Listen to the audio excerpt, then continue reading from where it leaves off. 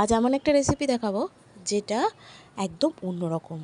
Herb rice with chicken, white sauce chicken bowl. তো প্রথমে চিকেনটাকে টক দই, গোলমরিচের গুঁড়ো, মিক্স হার্বস, নুন, একটু চাট মশলা দিয়ে ম্যারিনেট করে 1 ঘন্টা রেখে দেবো।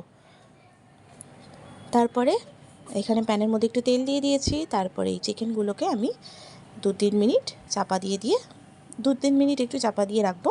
তারপর তুলে দেখো এরকম জল ছাড়বে, যেহেতু টক দই দেওয়া আছে। এবার এর মধ্যে কিছু সবজি, গাজর, বিনস আর ক্যাপসিকাম দিয়ে দেবো।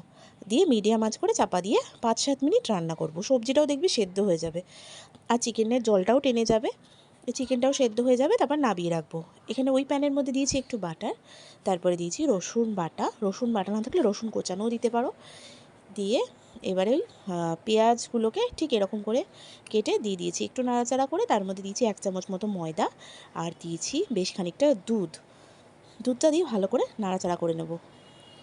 সবটা মিশিয়ে নিয়েছি ভালো করে। এর মধ্যে দিয়েছি একটু অরিগ্যানো, তারপরে দিয়েছি একটু চিলি ফ্লেক্স, দিয়ে ভালো করে নাড়িয়ে চাড়িয়ে নেব।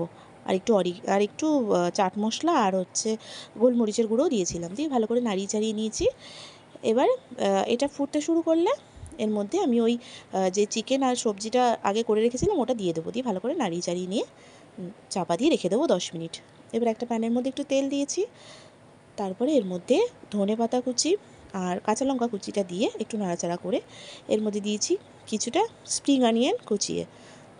এবারে সেদ্ধ করে রাখা ভাত, একটু সরু চালের ভাত হলে ভালো লাগবে বেশি।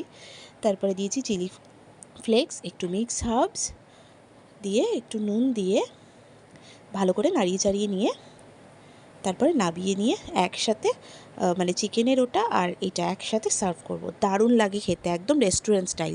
একবার বানিও।